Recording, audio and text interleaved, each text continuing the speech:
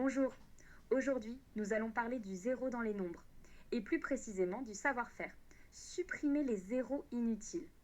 Tu vas voir que parfois le zéro est très important, et d'autres fois il ne sert à rien. Avant de commencer, il est essentiel de se rappeler qu'un nombre est formé de deux parties. La partie entière qui se trouve avant la virgule et la partie décimale qui vient après la virgule. Analysons maintenant la consigne suivante. Dans les nombres suivants, barre les zéros inutiles. Repérons ensemble les informations importantes, le mot barre et l'expression zéro inutile. Je dois donc me souvenir de la règle de suppression des zéros inutiles et l'appliquer correctement. Souviens-toi, le zéro ne sert pas toujours à quelque chose. S'il est mal placé, on peut le supprimer sans changer la valeur du nombre. Réalisation d'un exercice ensemble. Regarde ce nombre, 0, 1,64. La première étape consiste à se rappeler les règles de suppression des zéros inutiles. Règle numéro 1. Le zéro n'est pas nécessaire s'il est le premier chiffre de la partie entière. Je regarde donc la partie entière du nombre 0, 1. C'est celle qui se trouve avant la virgule. C'est bien le cas. Je peux donc supprimer le 0 sans changer la valeur du nombre. Il n'y a pas d'autres zéros dans le nombre. Je n'ai donc plus rien à supprimer. Prenons un autre exemple, 12,250.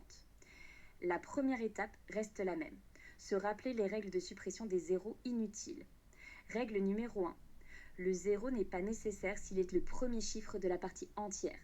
Ici, ce n'est pas le cas. Règle numéro 2. Le 0 n'est pas nécessaire s'il est le dernier chiffre de la partie décimale. Le 0 se trouve bien dans la partie décimale et c'est le dernier chiffre. Je peux donc le supprimer sans changer la valeur du nombre. Il n'y a pas d'autre zéro, je n'ai donc plus rien à supprimer. Prenons un dernier exemple, 10,109. La première étape, toujours la même, se rappeler les règles de suppression des zéros inutiles. Règle numéro 1. Le 0 n'est pas nécessaire s'il est le premier chiffre de la partie entière. Ici, ce n'est pas le cas.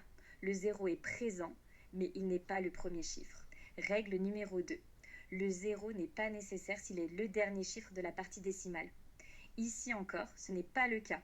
Le 0 est bien présent, mais il n'est pas le dernier chiffre. Je ne dois donc rien barrer.